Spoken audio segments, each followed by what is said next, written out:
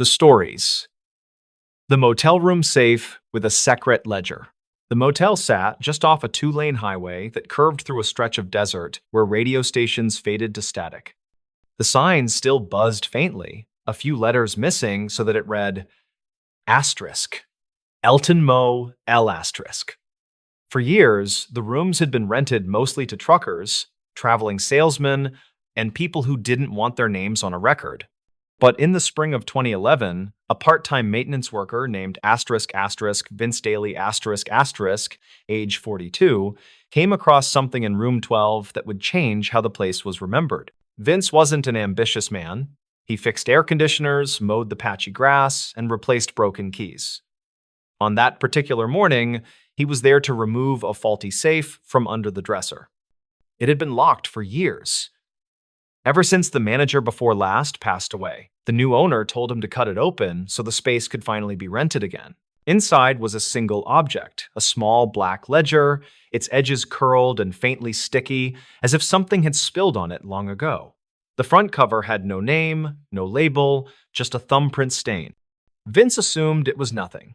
Maybe a guest had used it to keep receipts. He tossed it in his tool bag and went on with his work. Later that evening, curiosity got the better of him. He opened the ledger while sitting at the counter of a diner across the road.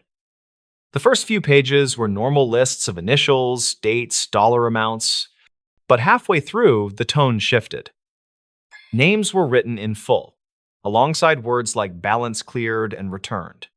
Some lines had stars next to them, and others were crossed out entirely. Near the back, he saw a series of entries dated between 1984 and 1987, all under a heading written in shaky block letters, Collections Room 12.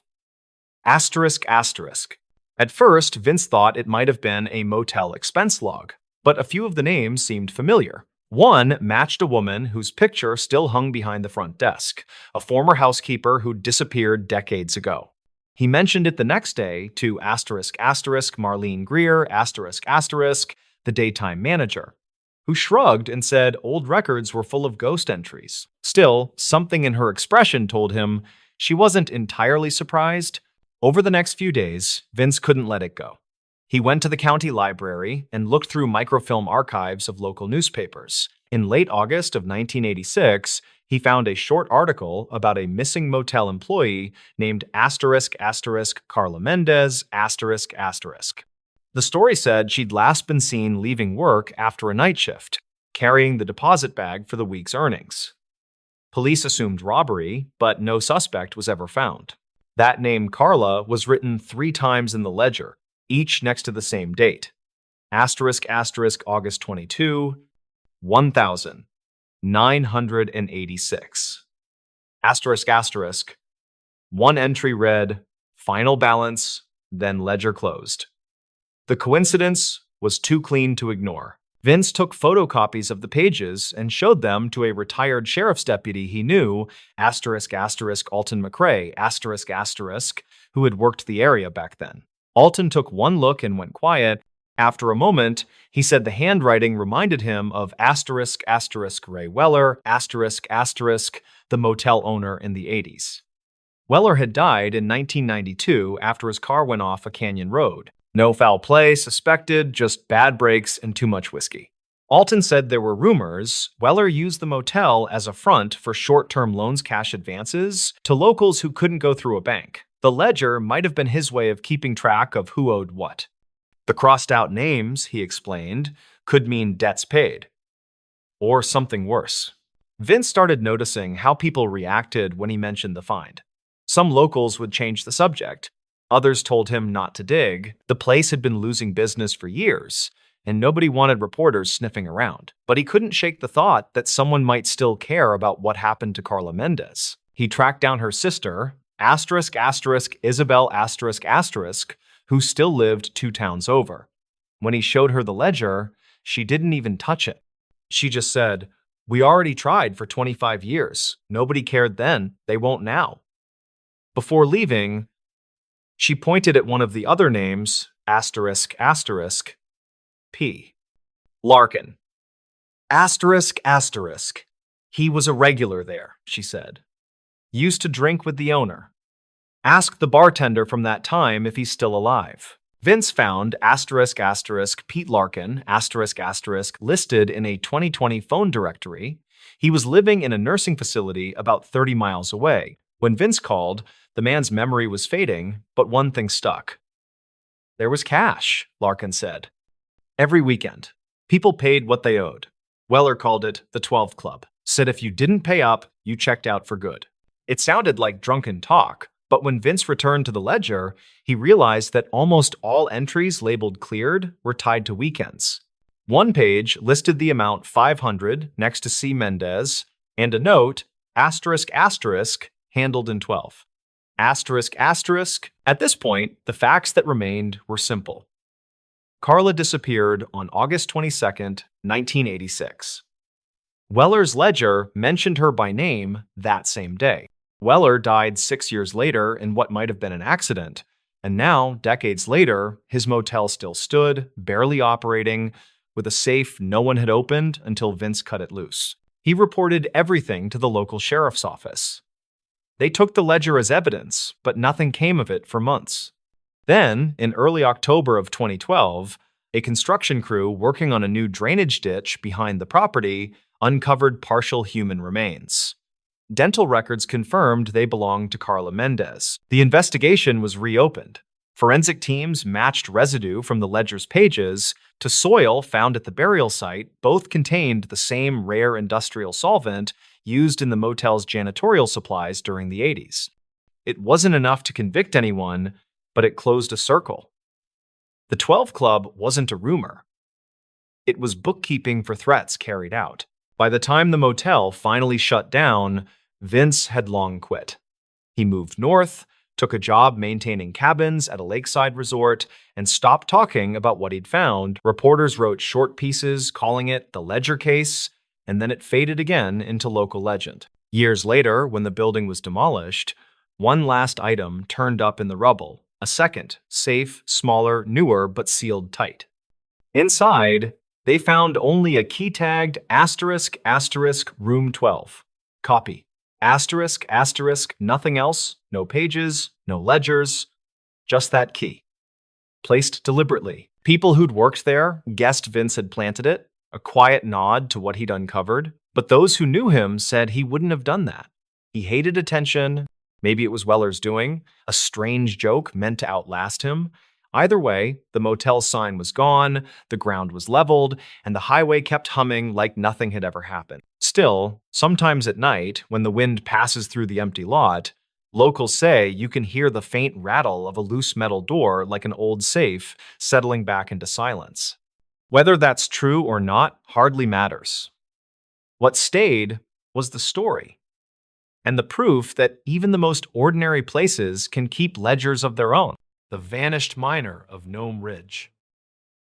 In early summer of 2019, a seasonal miner booked a bunk in Nome and walked the ridgeline above town alone. He carried a used metal detector, a battered pack, and a claim map folded into quarters inside a plastic sleeve. Several weeks later, searchers traced his tracks to wined, scraped gravel and a shallow cut marked by recent shovel bites. Locals reportedly still point to that slope when the north breeze lines the tundra grass and the sea turns gray. His name was Daniel Kerr, 48, a heavy equipment operator from Fairbanks who prospected small leases during seasonal breaks and layoffs. Archived notes kept by a borough clerk say he told the front desk he wanted 3 quiet weeks near Anvil Creek. He paid cash for a room 2 blocks from Front Street and asked for a ground floor unit facing the alley. The clerk wrote that he spoke calmly, carried no visible weapon, and wore rubber boots with dried clay seams. State records show Kerr renewed a limited entry claim the previous winter and mailed 2 small payments from a post office kiosk. The county file from 2009 includes a faded survey of the same bench, annotated with pencil arrows around a shallow tributary bend. Some locals claimed an older prospector had washed flakes there after a flood rearranged bars along the creek mouth. Investigators never confirmed whether Kerr knew those stories, though a library sign-out shows he borrowed 2 regional mining guides.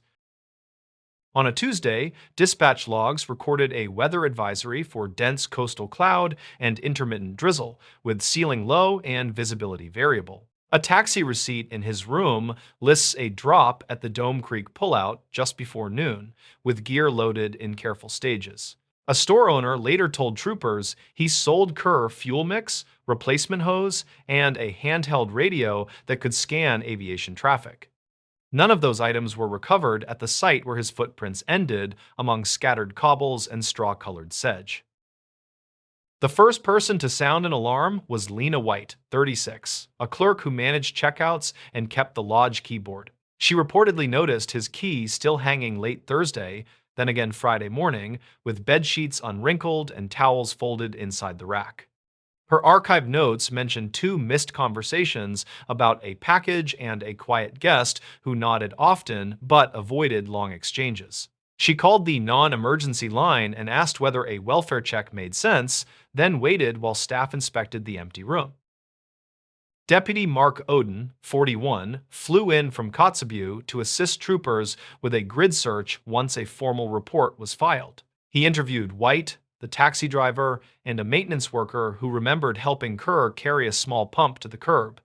Oden later described the man as methodical and polite, with a list on notebook paper and a preference for working alone. He also noted conflicting accounts of departure time and load weight, details which investigators never reconciled despite repeated calls and follow-up visits.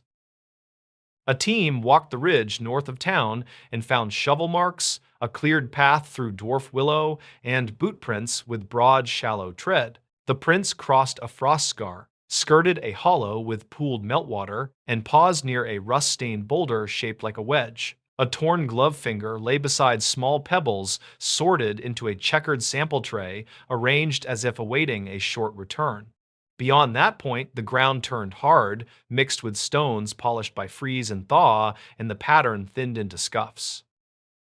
Searchers followed a faint line downslope where wind had planed the surface smooth and left only darker grit between sparse lichens. A wide arc of boot marks then reappeared beside a patched tarp weighted with rocks, with cup rings and a foil packet lying nearby.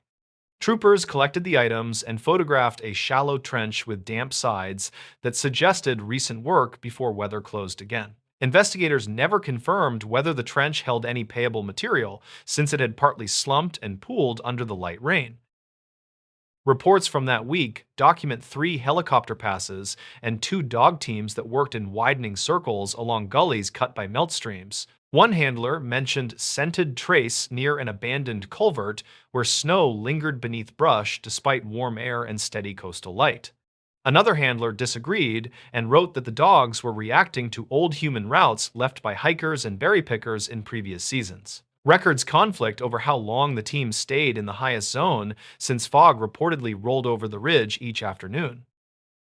Back in town, Oden checked cameras along Front Street and a service station where Kerr had bought coffee and fuel in a plastic can. Footage shows him scanning a folded map, speaking briefly with a fisherman, and noting something on a receipt before stepping into the parking lot.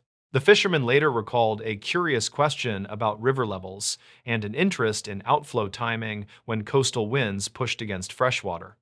Investigators never confirmed whether that conversation influenced Kerr's route choice, though the creek mouth was not part of the official grid. A second search concentrated on drainage cuts south of the ridge where meltwater gathered in shallow slots that deepened toward muskeg and scattered pools. Volunteer notes describe thin ice inside shaded pockets, boot sinking to ankle depth, and a rhythmic clink from stones shifting underfoot. One volunteer reportedly found a strip of duct tape with a partial thumbprint that matched nothing in available files. Another found a snack wrapper that matched lodge vending stock, though state records say the batch code was common in several towns. As days passed, a working theory formed that Kerr may have backtracked unseen and taken a lower traverse when fog reduced visibility. That idea fit with the arc-shaped prints and the trench location, as if he wanted to reach his tarp without climbing again. It did not explain the missing pump, the radio, or the hose, which should have been bulky enough to impede movement. Investigators never confirmed whether a second cache existed farther down the slope, despite repeated sweeps and systematic probing of shallow depressions. A guide who knew the hill said a snow machine trail sometimes hardened into a deceptive ribbon that drew walkers toward an older cut. Some locals claimed that cut ended abruptly at a short headwall where loose gravel slid under light steps and carried people sideways. The guide's statement appears in archive notes, along with a sketch of the headwall and an arrow pointing toward a low bench. Records conflict on whether that bench was searched with poles or only scanned from above while fog drifted through the notch. Dispatch logs capture a week of calls from relatives and coworkers who described Kerr as steady, frugal, and rarely prone to risk. A union steward from Fairbanks said he never drank on shift and disliked crowds, preferring quiet cabins where he could read old manuals. A former foreman reportedly remembered a habit of marking bolts with lacquer to track vibration and a pocket notebook filled with measurements. None of those details offered a clear reason for a wrong step, a sudden detour, or a decision to leave equipment behind. During a final sweep, searchers found a shallow imprint shaped like a knee beside a tangle of willow pulled up by the roots. A few inches away, a smear of damp soil crossed a rock face and ended in grains pressed into a pattern like fabric. Photographs show no blood and no obvious shoe print, only disturbed grit and a thread that matched the torn glove finger. Investigators never confirmed whether the marks indicated a stumble, since wind picked up overnight and sanded the surface into a uniform crust. In late summer, the case file grew thin as weather improved and seasonal crews rotated home, leaving notes and maps in labeled folders. A short memorandum proposes that Kerr intended to sample at 3 points along a side channel where the creek bent around a low rise. Another memorandum argues he likely aimed for the mouth to watch conditions during a falling tide that could concentrate heavier grains near cobble bars. Records conflict on estimated timeframes, since the taxi drop was imprecise and cloud patterns disrupted any meaningful shadow analysis. White kept a copy of the missing poster taped near the keyboard and wrote dates beside calls that asked the same questions. She reportedly told a visiting brother that the room stayed quiet for weeks, though the alley sometimes carried diesel scent after midnight. Her notebook ends with a line about returning a deposit and boxing 3 shirts for storage behind the desk with other unclaimed items. Investigators never confirmed whether a family member retrieved the box, since shipping records list only a surname and illegible initials. In autumn, a hunter spotted a rectangle of blue fabric near frost, stunted spruce, and radioed coordinates before weather closed again over the hills. A team hiked the bearing and found only a faded tarp shard, a snapped grommet, and marks from fox tracks in soft ground.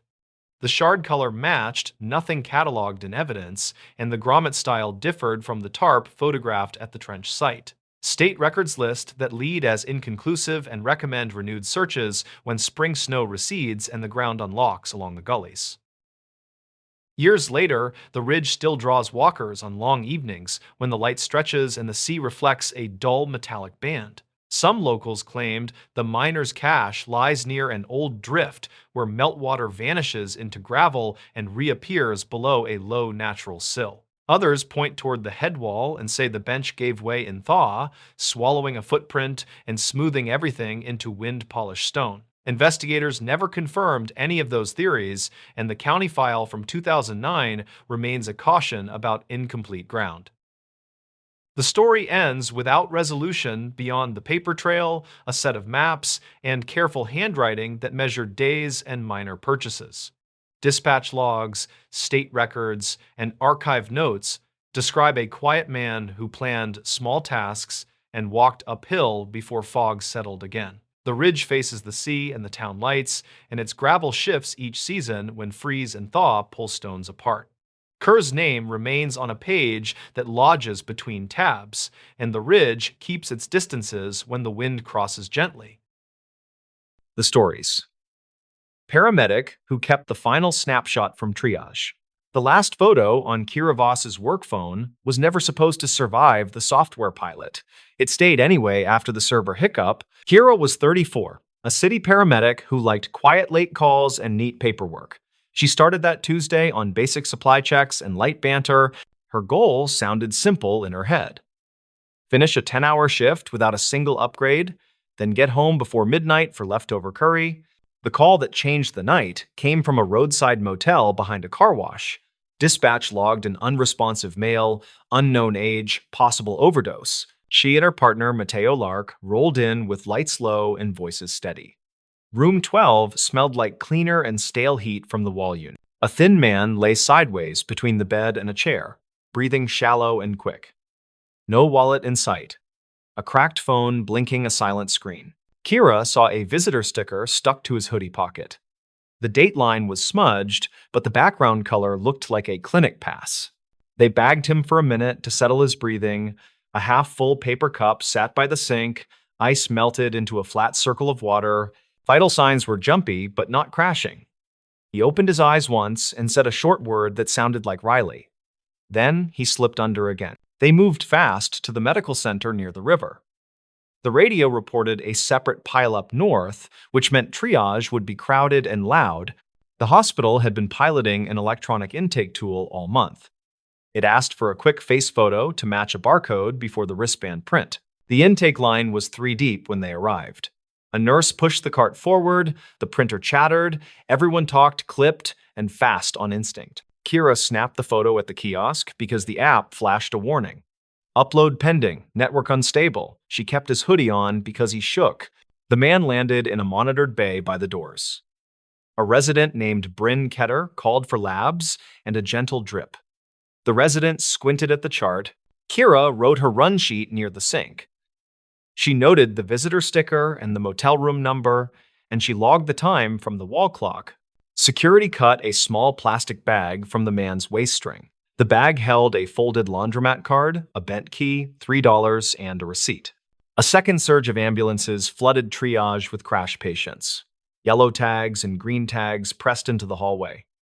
Voices layered into a dense cloud. In the noise, someone swapped beds to clear space. The man with the hoodie slid one bay over, and a crash patient took his place under a portable lamp. Kira and Mateo finished their handoff after an hour. The man seemed stable. They cleaned the stretcher rails, signed the tablet, and walked toward the exit. The code alarm sounded from the bay they had left. Kira swiveled in the doorway and saw movement through bodies. Someone called for epinephrine with a clipped tone. She stood still without getting in the way. The team pushed and counted and charted. The monitor flattened once, then kicked back, then flatlined again while staff switched roles. Kira did not like leaving after a loss. She did what protocol allows. She tapped Mateo's arm. Then they cleared the doorway and stepped into the humid night. Back at the station, reports stacked up behind them. An hour later, an internal message flagged her run. The patient from the motel did not make it. The summary blamed an unknown allergy aggravated by a blood pressure medication. It suggested the crew had no information at scene and that intake documentation was incomplete. Kira read that line twice. She remembered scratching on his left palm, faint letters smudged by sweat and cleaner. She also remembered the sticker on the hoodie pocket. She opened her notes app and zoomed on a quick photo of the motel nightstand. A corner of the visitor sticker showed a logo like a lighthouse beacon. Her phone buzzed again with a request from quality assurance. Please confirm the scene contained no allergy indications. Please confirm no wallet or tags were found. Kira typed careful answers. She wrote that the scene had no formal bracelet, but there was writing on skin and a clinic sticker with a date line. She could hear Mateo in the next room telling a joke about stale granola bars. She closed her eyes, pictured the kiosk light, and remembered the app freeze. She opened the work app and saw the pending icon. The photo from triage had sat in the queue since that busy hour. It should have deleted itself. She saved a copy to the secure folder because the pilots sometimes ate evidence. Officers who handle accident scenes had warned crews to keep their own digital trail. In the photo, the man stared past the kiosk, eyes unfocused, mouth clenched. The shot was crisp enough to read small print on the edge of his hoodie. She leaned toward the phone and read the visitor sticker again. The shape matched a clinic 2 miles north. The color matched last week's series on their site. She noticed something else that bothered her. The wristband in the photo was already on his right wrist, and the printed name was not Riley or unknown. The name read Colin Hart with a birth year that was wrong by 2 decades. The band also carried a room assignment for a different wing upstairs. Kira checked the run sheet and confirmed the time on the photo. It was taken before he left intake, with a clock in the frame above the desk. She balanced possibilities in her head. Either the band printer reused a label by accident, or Triage grabbed a band intended for someone from the crash. She called the station supervisor and spoke in a flat voice. She also saved the app log and the photo metadata. She wanted a clean chain if asked. The supervisor told her to hold steady. He said quality would reach out by morning and that she should write her memory within the next hour. Kira wrote about the motel room, the visitor sticker, the palm writing, and the switch between bays during the crash surge. She avoided guesses and listed times. By sunrise, the hospital asked to speak with her. A comm coordinator named Lauren Pike scheduled a meeting in a small office near the loading dock. Lauren listened without interruption while Kira laid out the sequence. He wrote down the kiosk freeze, the wrong name on the band, and the sticker details. "Do you have the photo?" he asked plainly. Kira nodded once and slid her phone forward. Loren studied the image like a puzzle that did not want solving. He asked for permission to copy the file into their incident folder. Kira agreed and asked for a printed receipt of transfer. Lauren printed one with a timestamp. Later that day, security pulled camera clips around intake and the hallway. Audio is thin in those clips, but timestamps line up with dispatch logs from that hour. A volunteer recalled bumping the band cart while pushing crash supplies. The cart carried 2 stacks from different printers. A stack fell and another stack landed on top. A nurse remembered seeing a resident hand off a half-printed band to clear paper jams. Everyone meant well, and the hallway demanded corners get rounded to save seconds. The wrong band landed on the wrong wrist during the shuffle. The allergy field below the name read none, and the medication plan followed that value at speed. The palm writing found in the photo said lisinopril with a shaky loop on the L. That writing matched a pharmacy warning card found later in the discarded bag. The path to his name was still unsolved. The wrong band had masked his identity, and the motel room registry carried a fake first name paid in cash. Kira and Mateo stopped by the motel between calls and spoke to the clerk. The clerk remembered the man because he had asked for late checkout and offered a 10. The clerk described a quiet talker with a careful way of folding receipts. He said the man asked if the clinic across the highway took walk-ins on Sundays. Kira asked if he had left anything behind. The clerk pulled a small envelope from under the counter and handed it over. Inside was a second laundromat card. The card carried the same punched pattern as the one from his bag. A faded stamp showed a cartoon lighthouse that matched the clinic logo from the sticker. Kira wrote the clinic name into her notes and searched internal contacts for a social worker who knew someone there. Network rules can sometimes solve what computers cannot. By evening, a social worker faxed a staff list with a first name that matched the word Riley from the ambulance.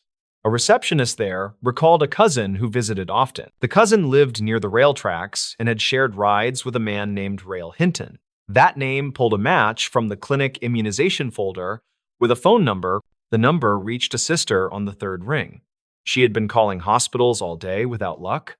She cried once, then steadied, and asked for straight answers. Kira gave the sister the number for Loren and the case coordinator.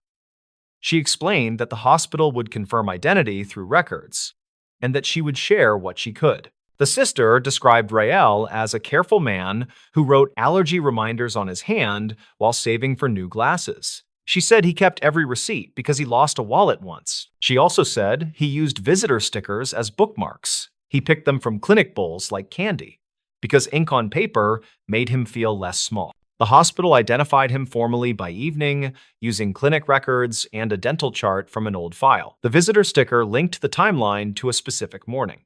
The report shifted. Instead of blaming a vague, unknown allergy, the document focused on a band cart process and a printer override protocol during surge conditions. Quality assurance asked to keep Kira's photo, which showed the wrong band before bedside orders fired. Her pending upload had turned into an anchor for the timeline. Loren thanked her in a quiet hallway near the vending machines. He said the photo mattered because it caught a small truth at the exact right second. He also said the hospital planned a training session with a new rule.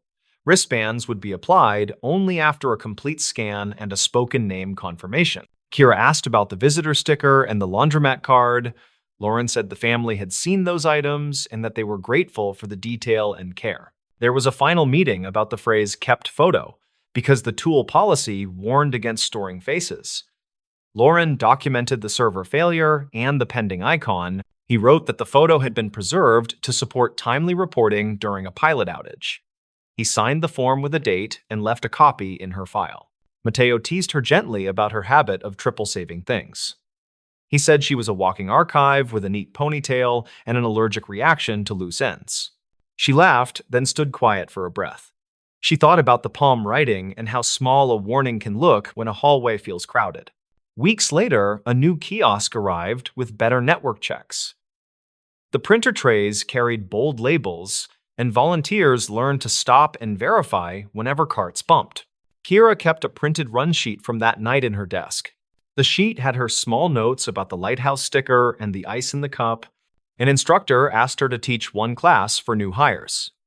She told them about the photo and the band, and the way tiny signals can vanish under noise. A student asked how she remembered so much. She said she wrote on index cards, and she made little recordings after calls while the radio was still warm. The sister sent a letter with a simple line. "Thank you for noticing the sticker." It made the phone call shorter, and it made the goodbye kinder. Kira folded the letter into the run sheet and closed the drawer. She washed her coffee cup, then walked outside to breathe the late shift air. The city sounded like a distant fan that needed oil. She wondered how many small warnings slide past each night because nobody has a free hand to catch them. She knew the photo would fade into policy and training slides. She also knew that a single clear frame can hold a hallway steady when clocks feel slippery. On quiet nights, she drives past the motel on her way home. The neon still flickers, and the car wash still hums across the frozen curb. She thinks about the visitor sticker and the lighthouse logo. She thinks about the wrong name on a band and the right name in a folder miles away. She is not someone who keeps trophies from hard calls. She kept that one photo long enough to send it to the right folder with a receipt. The fact that it stayed during a glitch felt like the kind of accident that refuses to be ignored. It asked for someone to slow down. Her work is not a string of heroic saves. It is a long practice of noticing small, true things before they slip beneath a wave of noise. The photo taught her something she already knew. Details are not decorations, and time is never a blur when someone chooses to write things down. The story ends without fireworks because that is how most true stories end. A hallway returns to normal, and a system gets a little less clumsy. Kira drives home with the window cracked and a song on low volume. She knows nothing can make the loss tidy, but clarity still matters. She unlocks her door, drops her bag, and checks her phone for one last message. The queue is empty, and the app finally reads, "Upload complete." She smiles once without any triumph, then she turns off the light and lets the day settle while the city hums and the clock keeps moving. The woman who disappeared near Carver's Gap. Travelers who stopped at the high pullouts near Carver's Gap reported a woman who waved once, then walked into thin spruce. The trail ran along the bald, where wind hit with steady force from the Tennessee side.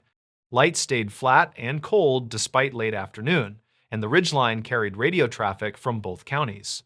No one noted a plate because the parking area mixed hikers and locals without clear lines. The first call reached dispatch just before sunset, according to logs released later. Her name in the county file from 2009 matched a teacher who had moved between Carter and Avery over several years. She was 38 and worked part-time as a substitute while picking up seasonal museum hours in Johnson City. Friends said she came for the rhododendron bloom and stayed for the quiet above the state line. She reportedly carried a cheap handheld map and a stainless bottle marked with blue tape. Investigators never confirmed whether she owned a reliable compass, despite several receipts found in storage. The last certain sighting placed her near the wooden post where the Appalachian Trail heads north across the grass. A retired lineman named Carl said she asked about a side path that cut toward Round Bald before the weather turned. He described a calm voice and a careful walker who checked the sky twice and tightened her jacket sleeves. His watch read 4:30 by his account, and his memory stayed fixed on the sound of traffic below. Some locals claimed Carl changed the time later, which state records do not fully address. Dispatch logs mark a second report from a couple who parked beside a dented sedan with faded county stickers. They watched a woman stand near the information board and fold a copy of a trail brochure into a narrow strip. The man recalled her glancing at a silver pickup with an aftermarket light bar, then stepping away without hesitation. The woman recalled a slight limp that appeared only on the downhill portion near the first switchback. Records conflict on whether those statements were taken the same night or days later. Rain moved across Roan High Knob after dark, and patrols split between the paved lot and the forest roads. A ranger from the North Carolina side coordinated with a deputy from the Tennessee side using a shared radio channel. Volunteer searchers gathered near Carver's Gap just after midnight and walked grid lines under steady drizzle and shallow fog. They found boot marks that matched her size near a side trail where moss hid pooled water. Investigators never confirmed those impressions because runoff smeared edges before a cast could cure.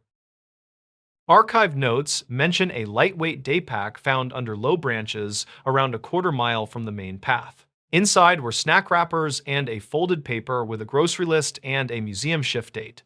A phone sat in the outer pocket with a drained battery and a hair elastic wrapped twice around it. The screen held shallow scratches but no cracks, and the case showed a faded tourist sticker. Technicians pulled the card and recovered brief texts that ended earlier than the last reported sighting.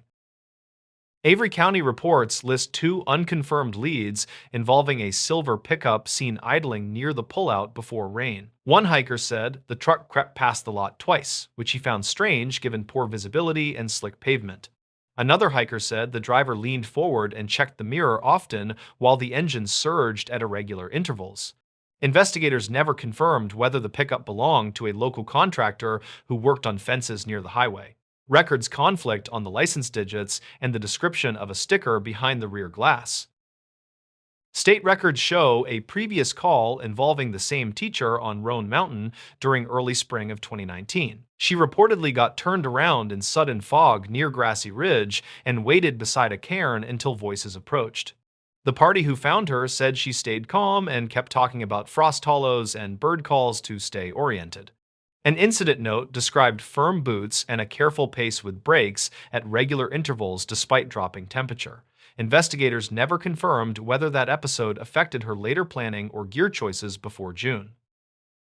In the week after the disappearance, family and colleagues organized small teams and checked shelters to the north. A museum co-worker carried printouts and asked pieced questions at hostels and gas stations between Elizabethton and Banner Elk.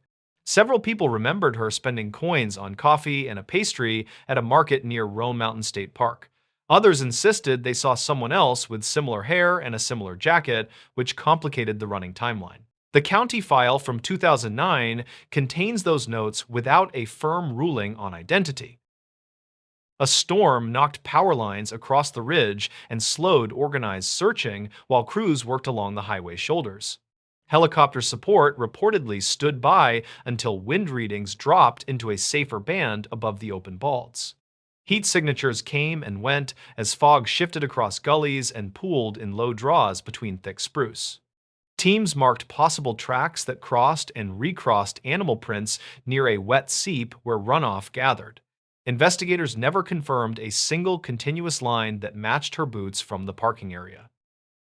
Weeks later, a trail runner found a stainless bottle wedged under a root beside a shallow step. Blue tape clung to the metal, and a fingerprint technician lifted partials that matched previous samples from her apartment.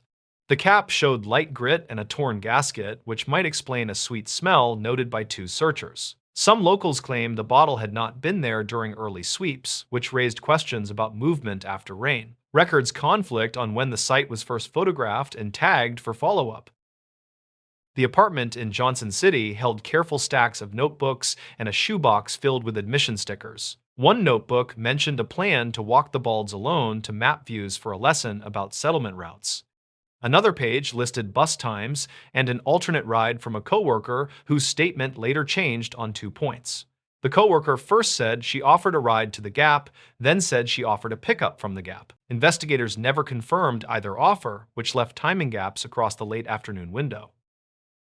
Bank records show a small withdrawal that morning and no further activity after the day of the hike. A library card saw used 2 days earlier for field guides that matched the notes found near the day pack. A phone account tied to a prepaid plan rolled over minutes on schedule without manual action from family.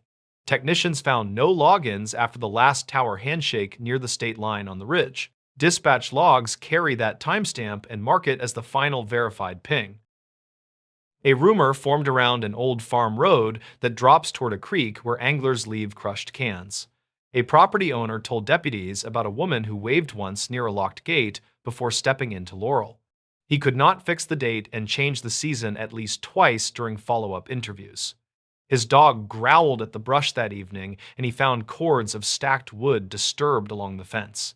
Investigators never confirmed the account, and state records caution that memory shifted after news coverage. Later that summer, a faded sedan matching the parking lot vehicle was towed from a private lot near Elk Park. A shop owner said the driver left it overnight and never returned to settle a quoted repair. The owner thought the driver was male based on height and a cap pulled low across the brow. The tag returned to a different county, and paperwork took time because of mismatched mailing records. Archive notes say the lead produced no direct link to the missing teacher despite initial excitement. By fall, snow brushed the high grass, and searchers changed tactics to check drainages for winter evidence. Teams followed game trails where leaves bridged small streams and gusts erased prints within minutes. A jacket scrap turned up near a low snag, but color comparisons did not match clothing in photographs. A volunteer insisted the fabric felt similar to a liner she wore during spring trips on the same ridge. Investigators never confirmed the match, and records conflict on whether the sample was cataloged correctly. The museum held a small gathering where colleagues read notes about her lectures on birds and trade routes across the mountains. A student recalled her steady pace during a field trip and a habit of counting steps between viewpoints. Another student remembered a hesitant smile that appeared when someone mentioned weather reports and trail etiquette near fragile plants. Some locals claimed she had hinted at moving away, which her sister denied in interviews with a regional reporter. The county file from 2009 keeps both statements without comment on reliability. Winter closed the high road at intervals and ice grew along shaded cuts where plows could not hold traction. Crews marked fallen limbs and flagged slick corners, while visitors stayed lower in the valley towns. The case slipped from headlines but stayed in quarterly summaries prepared for both county commissions. Detectives traded notes about similar disappearances along the border where ridges tangle and lines divide jurisdiction. Investigators never confirmed meaningful overlap beyond weather patterns and occasional vehicle descriptions. In spring, a new ranger reviewed the folder and walked the first 3 miles north at dawn. He carried the printed dispatch logs and paused where the bale wire fence dips near a wet meadow. He noted how sound traveled along the bald and how voices blended with trucks grinding up the grade. A sudden shift in cloud shadow hid the post where the trail turns, and the path narrowed near wind-stunted trees. His memo suggested a simple misturn compounded by weather and fatigue without clear evidence of intent. Years have not settled the case, and no court file closes the matter with certainty. Reportedly, a hiker sometimes meets a man who still repeats the time and the steps and the exact wind. He stands by the wooden post and points where the grass folds over and the path looks wider than it is. Some locals claim she walked out on a different day and left by a service road near the towers. Investigators never confirmed that ending, and records conflict enough to keep the question alive near Carver's Gap. The vanishing crew of the trawler Northern Star. The story begins in Kodiak during early spring, when daylight stretched thin and the wind smelled like cold iron swept clean. Locals remembered the name Northern Star, painted in chipped blue along a tired hull that still rode steady. The boat left the harbor with 3 people and a full bunkroom of spares that stayed unused for reasons never explained. By dusk, the town watched her stern light fade toward Shelikoff Strait, while fog gathered over the breakwater and swallowed the last glimmer. Mark Ellis was 46 and worked as captain after 2 decades, running small cod trips from Shignick to Adak. He wanted a better price on pollock and believed the narrow weather window would hold long enough for a quick haul.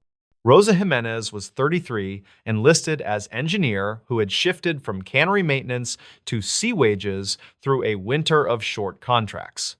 Paul Chen was 29 and assigned as a state observer whose duty was sampling catches and submitting counts to a regional office in Anchorage.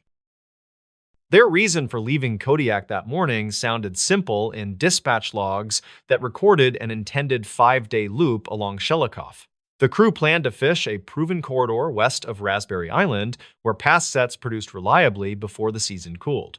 Harbor traffic control reportedly cleared them at 7:14 with a reminder about scattered ice near Whale Passage based on a late trawler report. A fuel receipt timestamped 7:30 showed a last purchase and a handwriting note that read, "Check aft bilge before stretch." Witness statements came from 2 skippers who crossed their wake near the harbor outer range and described a steady heading and calm radio. One skipper believed the engine note sounded rougher than last week, though he admitted his own wheelhouse windows rattled louder than usual. Another skipper said the deck lights flickered briefly before stabilizing, which might mean a loose alternator belt or a failing breaker. Investigators never confirmed those impressions because the sound was not recorded and the breakers were later found in mid-state. In Larson Bay, a clerk recalled Rosa buying solvent and fresh belts 2 days earlier while asking about a gasket that never arrived. Archived notes from a parts supplier listed the order as shipped to Kodiak, with no confirmation of pickup and no return entry. State records later summarized the vessel maintenance as minimal, with deferred items stapled behind the primary license renewal form. Some locals claimed the captain preferred field fixes because haul prices barely covered crew and fuel, and long yard days meant unpaid time. On the first night, a front brushed the coast and left a ragged swell that wandered south along the strait and leaned on shoals. Barometer traces from an automated station on Sitkaladak showed a gentle fall that matched the caution shared by harbor weather later. Northern Star acknowledged the broadcast and reported position near Pillar Mountain, bearing southeast, which suggested a planned crossing toward calmer lee waters.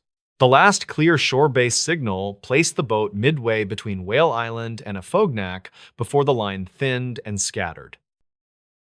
A driftnet crew from Old Harbor reportedly saw a single mast light in haze just before midnight near the shoal line off Sitkanak. They judged the vessel slow by the steady bearing and believed the boat was searching for current breaks, where fish stack in pale water. Their deckhand heard a short bell strike that did not fit their equipment and could have drifted off a distant buoy. Investigators never confirmed that sound because there were no buoys charted within the range claimed in the statement. By morning, the observer office in Anchorage expected a routine check-in from Paul that usually arrived before the first set began. When no message came, the coordinator sent a reminder through the state account that drew no response and left the status pending. At noon, the company dispatcher called Kodiak Harbor to ask whether the crew had switched to a secondary channel or locked radios. Dispatch logs show the harbor initiated an information call and listed the vessel as overdue for contact, though not yet late for arrival.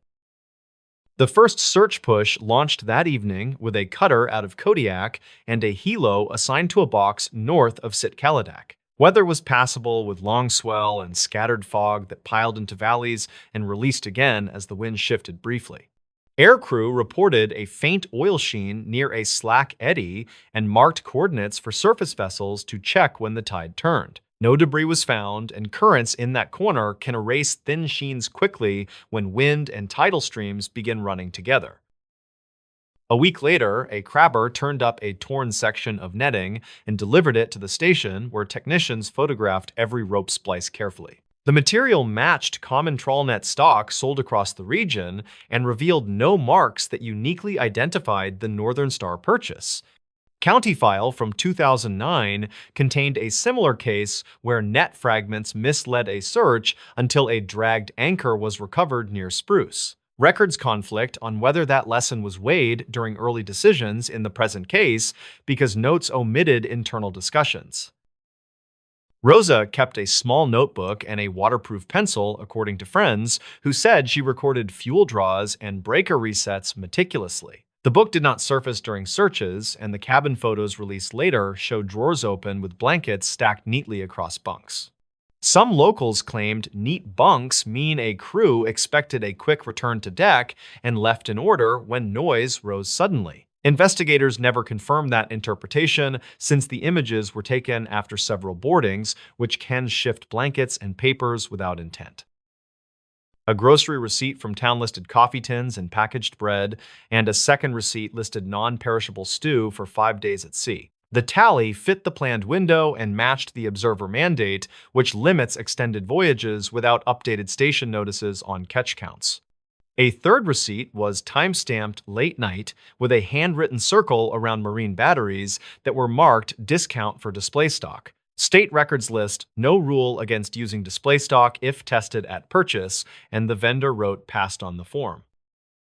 Several radio captures surfaced weeks later from private sets that record local chatter and ship checks on rolling memory for hobby archives. One clip included a short call that some listeners heard as Northern Star starboard pump cycling, though others argued the tone belonged to a winch. The clip length was under 10 seconds and ended with a squelch that compressed the last word into a blur that felt unlike speech. Investigators never confirmed the source because the receiver used a homemade antenna that pulled reflections from hillsides and power lines. A shoreline team walking near Pazad Shack found a life ring without lettering, which suggested either weathering or paint worn by friction against gear. No marks tied it to the vessel, and the manufacturer sold identical rings to fleets from Seward to Unalaska during that year. The team logged coordinates and a note that wind and swell could drift objects ashore from far east or west, depending on timing. Dispatch logs show the item cataloged and stored, while other leads pulled searchers toward new reports that offered little improvement in certainty. Relatives of Mark and Rosa met with the investigator who reviewed timelines using harbor cameras and truck stops where the crew filled supplies. The video showed ordinary movement and no passenger joining the vessel after the final dock line came off during the slow morning push. Paul carried 2 sealed cases for measurement gear and strapped them near the galley, according to a dock worker who remembered quiet efficiency. Archive notes indicate the observer training emphasized low-profile behavior, which may explain the lack of distinct sightings beyond the first hour. The engine log from a previous trip listed high hours and a note about alternator heat, which can stress breakers and dim deck lights. A yard foreman later stated that heat could trip a breaker after vibration if terminals were not torqued during the final check. Records conflict on whether that refit included terminal torque checks, since the invoice lists parts and not the torque procedure by number. Some locals claimed they heard about a warm smell during a bar conversation, and none of the speakers signed any statement afterward. There was an argument about charts because the wheelhouse held both paper and digital sets according to the inventory taken after recovery. Paper charts in that region require careful updates and pencil marks, while plotters rely on software updates and cable connections that can hang. Investigators never confirmed which system guided the boat during the last hours because the recorder held only positions updated earlier near the harbor. State records note that redundancy helps until crews rely on one system and the other drifts out of use for long stretches. The hull appeared days later when a signer found wreckage east of Sitkalidak, where swells fold on a broad shoal during tide change. The bow section carried the name under scraped paint while the stern was missing, and bulkheads showed twisting that suggested sudden stress. Divers reported no entanglement in heavy gear and saw no obvious impact point on rock faces that would leave bright scars. Investigators never confirmed a single cause, and the summary listed loss of power compounded by weather and current as a probable sequence. Personal effects amounted to a thermos lid and a chipped mug and a jacket zipper with salt packed into the teeth and seams. The items offered no names, and the thermos bore a faded sticker from a bait shop in town that had closed years earlier. Families asked for the notebook and any data tool from the Observer Kit, and neither appeared in recovered material from the search. State records marked those items as missing and keep the case open for supplemental entries if new shoreline finds surface after storms. A small memorial gathered near the harbor ramp at sunset, while gulls drifted over the masts and the tide rolled out slowly. A pastor read names, and the dock crew lowered a wreath into the water while the siren sounded once at full volume. Some locals claimed a light blinked offshore when the last boat horn faded, and others saw only a buoy through fog.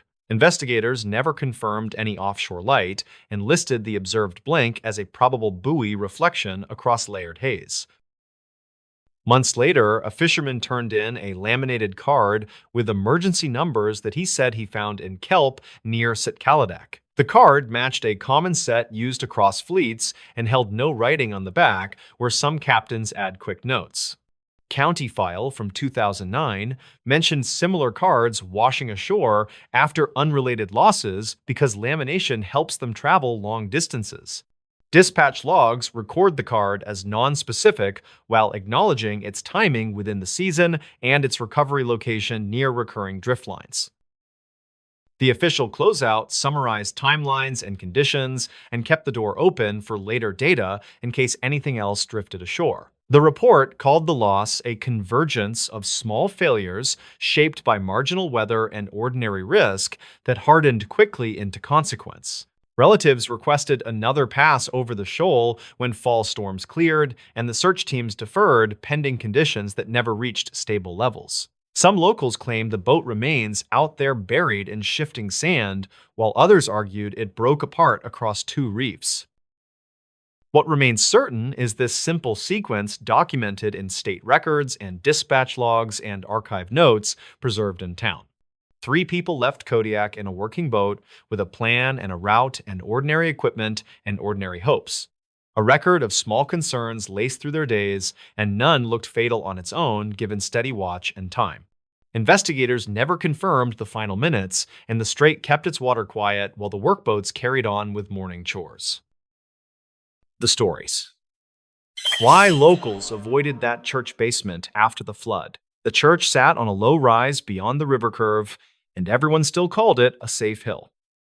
Neighbors said the floodwater reached the stained steps anyway, and the basement stayed damp long after the river fell. Clara Vass, 34, worked as a field insurance adjuster who took pictures, typed notes, and kept calm voices moving. She drove into the town after the levee break, aiming to document damage and close claims before tempers soured. Her goal for that day was simple: confirm a cluster of small claims tied to the hilltop church. The first change to her plan arrived when the custodian waved from the door, then refused the handshake. He gave his name as Ortis Malo, 57, a retired welder who mowed the lawn and watched the boiler. He said the sanctuary was fine, then pointed at the basement with a look people wear when a dog growls under a porch. Clara asked for access, and he said the pastor wanted meetings upstairs only. She took exterior photos, careful with angles, noting water lines marked by silt and by seeds caught on mortar. A neighbor named Nella Groft, 61, carried a crate of hymnals toward a sedan and paused to watch her. Nella said the basement had stayed locked since the flood week and that no one wanted to carry anything down there. Clara liked facts more than rumors, so she asked for invoices, damage logs, and utility records. Ortis handed over a folder with photocopied bills, each page smelling like bleach even through the plastic sleeve. The electric bill showed a high spike the week after the river fell, which struck her as odd for an empty space. When she asked for the basement key, Ortis rubbed his jaw and said the lock stuck, then said the pastor handled everything personally. She kept her voice soft, mentioned schedule pressure, then offered to meet the pastor after dinner and finish this site today. He agreed, but he kept glancing at the stairwell door like it might open on its own. Clara went to the county office and checked archived calls for emergency service using an index the clerk let her see without fuss. The church address appeared twice during the flood days, once for a fuel smell, once for a welfare check that cleared in minutes. A dispatcher note said volunteers had stacked food in the basement for short-term storage. She returned before sunset, met the pastor near the front pews, and introduced herself with her license card. Pastor Enoch Varela, 46, wore a work shirt with rolled sleeves, and his palms looked scraped at the knuckles. He repeated that the sanctuary took no damage, then said the basement had a minor issue they were addressing privately. Clara explained her process, said transparency helped claims move faster, and asked for a basic walkthrough with photos. He agreed to a limited tour, then warned her that the air down there felt close and would not be pleasant. She took out a disposable respirator she kept for mold sites, and he nodded with relief, like that solved part of it. The key turned after a stubborn rattle, and the door opened with a smell like wet paper mixed with diesel. Steps went down into dimness that felt cooler than upstairs, and the walls showed a faint brown tide mark. Her light found a row of folding tables stacked with canned goods and boxes, all tied off with twine. Several tabletops were warped, and the legs stood at different heights because someone had shimmed them with hymnals wrapped in plastic. A generator sat to one side with a coiled cord, and the floor around it showed a clean square like a rug had been there. She photographed outlets, tagged the generator model, and asked why they needed so much power for a basement pantry. The pastor said the generator ran sump pumps for 2 nights, then stopped working from grit in the line. Ortis stood near the bottom step and rubbed the rail, his knuckles pale, like he hated the room and also belonged to it. Clara noticed a water line over the breaker box, which meant the panel had taken a hit and still looked strangely spotless. A woman appeared in the doorway, waved, and introduced herself as Paloma Cray, 32, a volunteer nurse with the food team. Paloma asked if Clara needed masking tape for labels, then added that people had slept here during the flood watch. The pastor cut in with a quick no, and Paloma closed her mouth and drifted back into shadow. Clara felt the hush that follows a correction and decided to run her questions in a sequence that built without heat. She asked about occupancy during the flood, and Pastor Varela said only supplies had been staged downstairs. She asked to see any damage to pew cushions or classrooms, and he steered her back toward the stairs with a brisk thank you.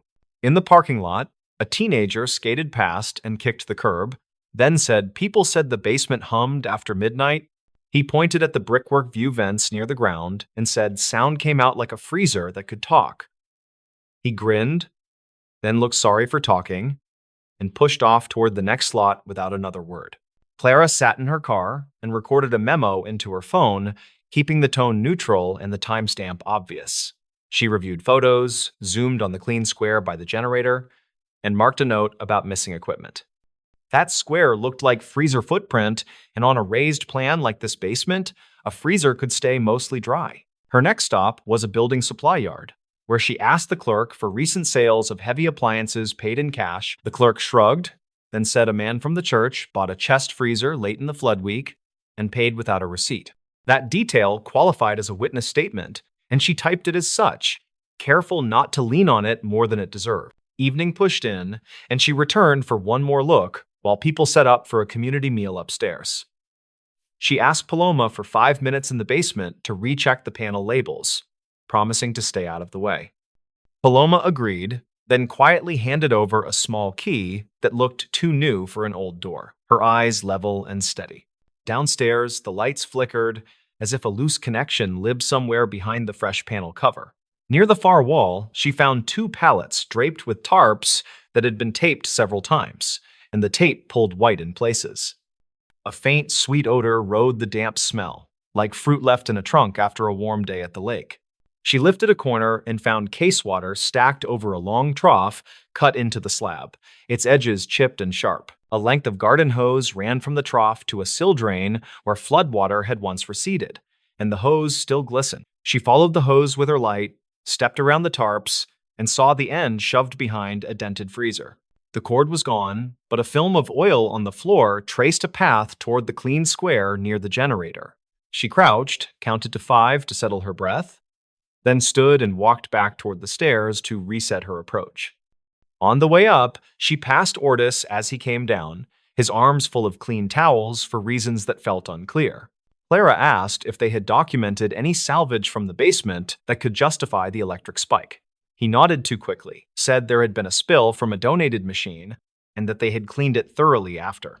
She thanked him, then stepped outside and listened to a rain gutter tick as the day cooled into night. Her hotel room was quiet, and she laid the photos on the table beside the binder she kept for flood jobs. She cross-checked the electric spike days against the generator ownership dates, using calls the county clerk let her copy. A pattern formed, modest and plain, which said power ran in the basement several nights after the river pulled back. She called a friend who worked restoration and asked about standard practice for wet freezers in basements. He said most techs would drag them outside, prop the lid, and tape a sign to keep people away until haul out. He said running a generator indoors for a freezer was dangerous, and added that diesel odor with sweet tang usually meant refrigerant leaked. Clara returned at first light and found Paloma sorting donated jackets on the front steps. Paloma watched the street, then said she had worked disaster shelters before and knew that water brings out the best and worst. She said she had asked to close the basement and that she would be happier if an outsider made decisions for them. With Paloma present, Clara requested a formal walkthrough with full photo documentation, and the pastor agreed after a long pause. He suggested they invite a town officer to keep things calm, and she agreed without hesitation since an extra witness helps. Officer Renwall, 39, arrived and signed the site log that Clara carried in her bag for exactly this moment. They opened the basement door together, and the smell rose again, edged with sourness that set teeth on edge. Wren kept a straightforward tone, said they would check for safety risks and nothing more, and the pastor nodded with his jaw set. They moved toward the far pallets, and Paloma touched Clara's elbow, then pointed with 2 fingers at the sill drain. Clara photographed the hose, the trough, and the freezer compression dents that matched a recent move across gritty floor. Wren looked at the panel and said the cover was new, then asked if an electrician had cleared it, keeping his voice even. Ortis said he would get the paperwork tomorrow, and stared at the drain like he feared what might back up through it. The twist waited in a storage closet behind a rolling chalkboard where someone had stacked plastic tubs in a neat column.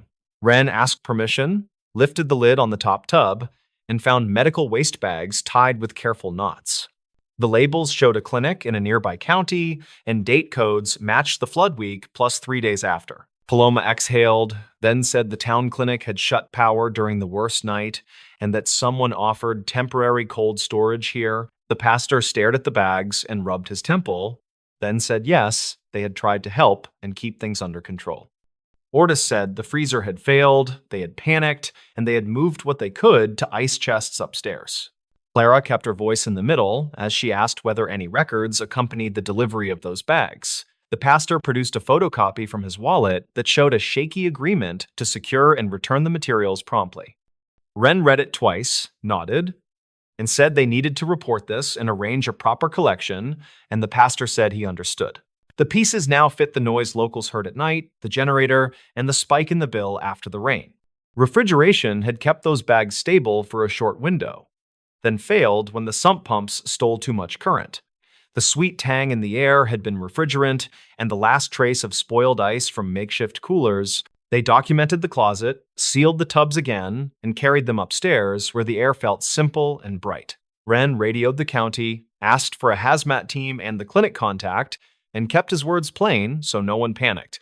Paloma called volunteers to move the meal upstairs, and they did it quietly, like they were shifting a sleeping child. Within an hour, a small truck arrived with 2 techs who spoke carefully and signed every line Clara handed over. They packed the tubs into rigid containers and handed the pastor a receipt that settled chain of custody without drama. The tech said this sort of mix-up happens in storms when freezers are scarce, and that it becomes a cautionary tale for years. After the truck left, Clara took final photos of the basement and noted the cracked trough that had worried her from the start. She recommended a full inspection for the panel and air testing before volunteers returned to work downstairs. The pastor agreed, his voice steady now, and Ortis finally sat on the steps and let his shoulders drop like a load had slid off. The town never made a scandal of it, since nothing criminal had been intended, and the fix was clean and quick. That said, people still avoided the basement for a while, since memory can stick to concrete and walls like damp. They spoke of the humming nights as a warning, and they stored donations upstairs where anyone could see them in daylight. Clara filed the report that afternoon and drove out past fields that glittered with wet leaves pushed against fences. She felt no thrill, only quiet relief that the pieces had held together and that nothing worse had formed in secret. Her notes added a simple line that generosity without planning can rot faster than anyone expects in warm water. Later, she learned the church held a small meeting and told their members the whole sequence with plain language. They apologized to the clinic and offered money for the generator fuel that had been wasted in the failed plan. People appreciated honesty, but the basement kept its reputation because reputations have long legs when the air has smelled wrong.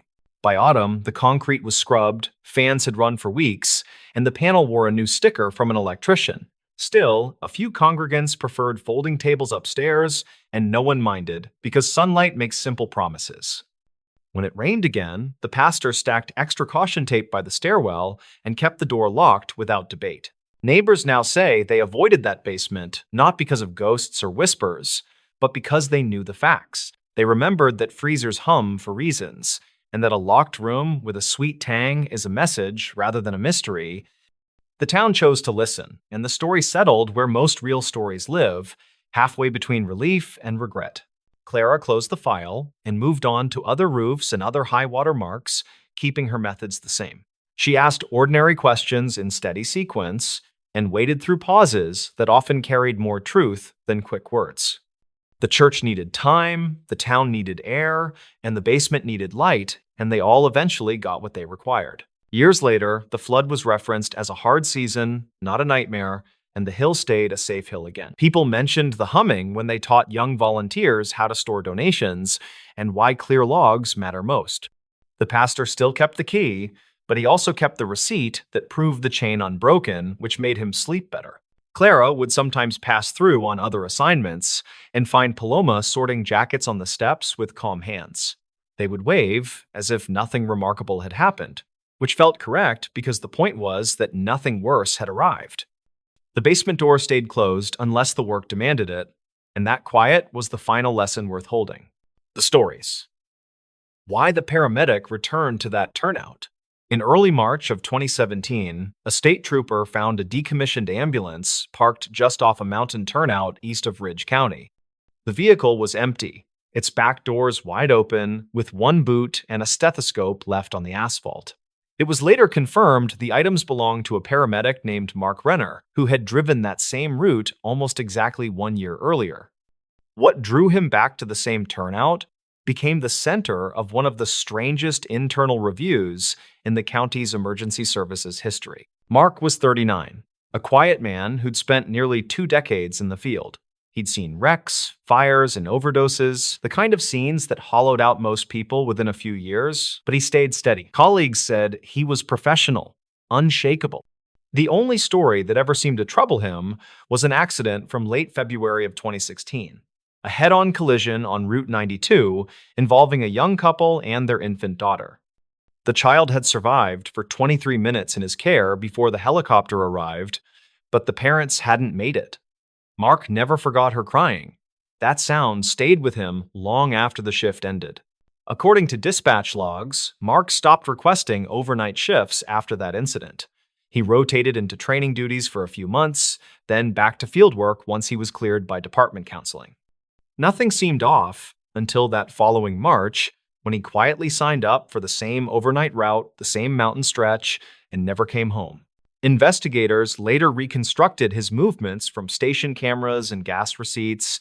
He'd clocked in at 7:04 p.m., stopped for coffee at a roadside diner around 8:30, and drove north up the highway before pulling into the turnout just after 9:10. The dash cam on his unit, recovered from the ambulance, recorded 19 minutes of footage before cutting out. It showed a still landscape, empty road, light snow, and Mark stepping out of the cab, walking toward the guardrail, then disappearing into the dark. There was no struggle, no second figure, no sound beyond the wind. The first assumption was suicide. But the ground search found no trace.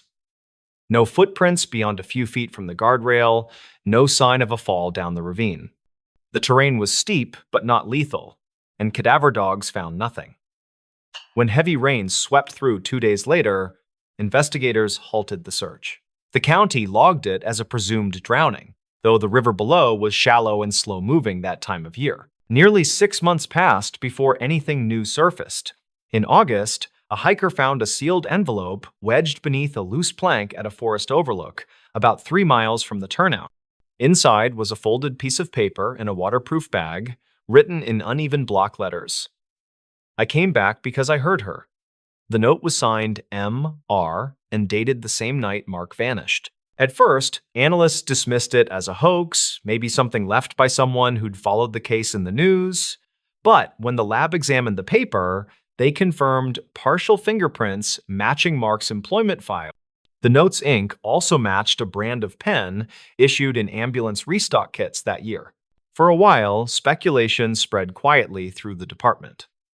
Some said Mark had been unstable, still haunted by the loss of the infant. Others insisted he'd been fine. Then an old colleague, a retired dispatcher named Ruth Canning, came forward with something she'd kept an archived radio call from the night of his disappearance. She hadn't turned it in earlier because she thought it was just static bleed from another channel, but she'd kept the recording out of habit. When the file was cleaned and enhanced, it revealed something strange. A faint secondary voice overlaying Mark's transmission. He'd called in a routine report. "Unit 307, clear, returning to station."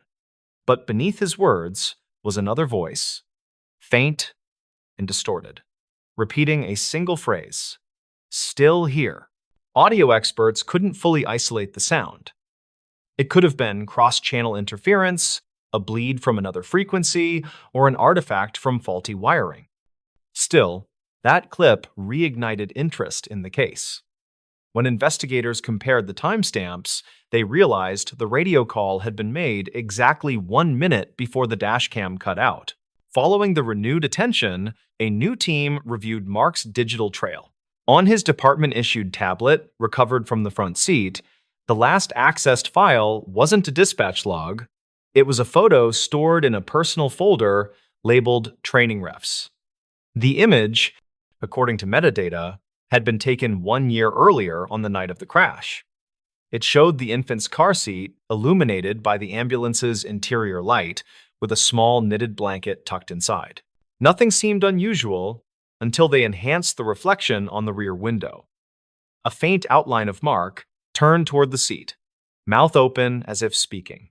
The lead investigator, Lieutenant Harris, later told a local paper that what struck him most wasn't the evidence, but the timing. Every major event in Mark's final weeks corresponded with the accident's anniversary, the same dates, the same hours, even the same shift requests.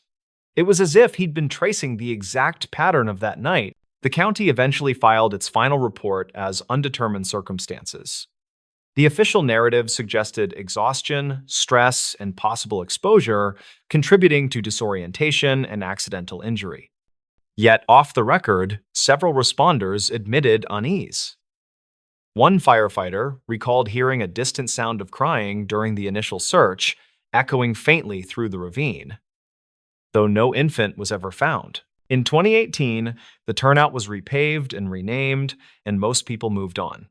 But every year, around late February, local radio operators report short bursts of static on the old EMS frequency. They last only seconds and usually coincide with wind gusts off the ridge. Nothing verifiable ever transmits through. Today, a small marker stands at that turnout, a simple white post with no inscription.